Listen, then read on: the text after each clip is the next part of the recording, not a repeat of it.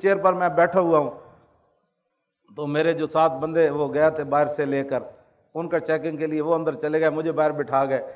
تو عورت آئی تو اس نے اس طرح 2 بار دیکھا تو کہنے لگی ان کو کون لایا ہے؟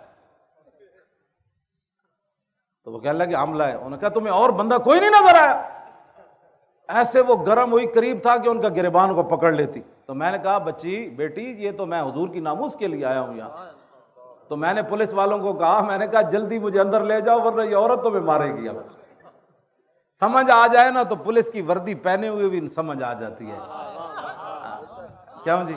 مجھ سے ایک لفظ بھی نہ پڑھا ہو تو پھر بھی سمجھ آ جاتی ہے، اور سمجھ نہ آئے تو دورہ حدیث تک پڑھنے کے بعد بھی استاد سمجھ نہیں آتی۔ یہ تو اپنی اپنی قسمت کی بات ہے نا جناب۔ ہمارے پاس تو کوئی تھرمامیٹر وہ اب اس عورت کا میں جب بھی میں دعا کرتا ہوں تو اس کے لیے میں ضرور کرتا ہوں کہ میں تو اس کو جانتا ہی نہیں تھا، لیکن وہ میری خاطر پولیس کی وردی پہن کر پولیس والوں سے الجھ پڑی کہ آپ کو بندہ ہی اور کوئی نہیں ملا، ان کو کیوں آپ کیوں لائے ہو، ان کو کیوں لائے ہو؟ میں نے کہا مجھے اندر بھیجو، یہ لڑکی تمہیں مارے گی۔ آپ پولیس والے فوراً مجھے اندر لے گئے۔ تو سمجھ آنے میں تو 1 منٹ بھی بندہ آ جاتا ہے، ورنہ میری اتنی لمبی تقریریں کرنے کے بعد بھی بندہ کہے انجے لگے ہوئے سن بادشاہ۔ تو اچھا ہوا میں جیلوں میں گیا، گھسیٹا گیا۔ ان کو پتہ ہے کہ جب ظالم اپنے ظلم پر اتر آتا ہے نا، ظالم ظالم ہی ہوتا ہے۔ ہاں جی، وہ تاریخ طبری میں امام علی مقام کا خطبہ موجود ہے، آپ محرم میں وہ پورا پڑھ کے سنائیں کہ امام علی مقام کیوں آئے۔ تو جب آدمی ظلم پر آتا ہے نا تو امام علی مقام نے ان کو فرمایا جانتے ہو میں حسین ابن علی ہوں؟ تو جب ظلم پر اتر آتا ہے تو وہ کہنے لگے ہم تو آپ کو جانتے ہی نہیں ہیں، آپ کون؟ ظالم تو ظالم ہی ہوتا ہے نا، وہ تو حسین کو بھی نہیں پہچانتا جن کی شکل و صورت بھی رسول اللہ جیسی تھی۔ ہاں جی، نہیں کرتے، ہاں ظالم ظالم ہی ہوتے۔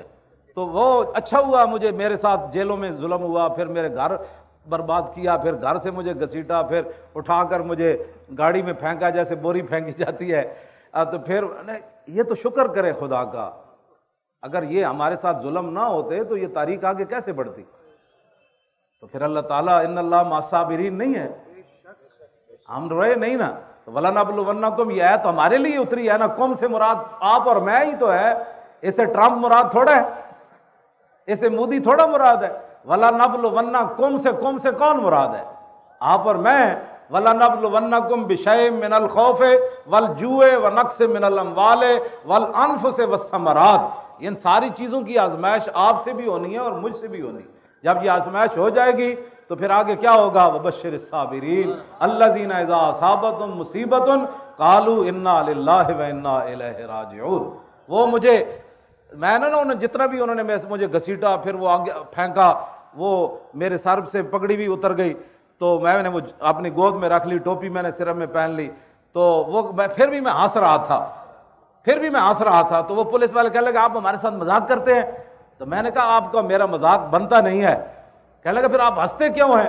تو میں نے کہا اس لیے میں ہنس رہا ہوں کہ جن کو خوش کرنے کے لیے تم نے میرے گھر اتنا تباہی مچائی، مجھے گھسیٹا اور مجھے ایسے پھینک رہے ہو، اور مجھے تم نے گرم چادر بھی نہیں لینے دی، کہا کہ چل مولوی کو لائے چلو، چلو مولوی کو لائے چلو، یہ مولوی ہے؟ ہاں یہ۔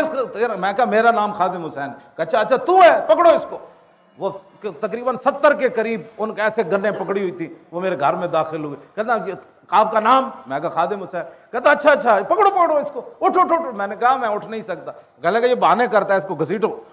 تو مجھے تو میں ہنس رہا تھا، تو وہ کہنے لگے آپ ہنستے کیوں ہیں؟ میں نے کہا جن کو خوش کرنے کے لیے آج جو روتے پھرتے ہیں ہمیں کیوں نکالا؟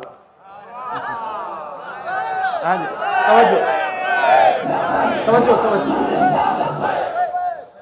میں تو نہیں رویا، مجھے کیوں گھسیٹا؟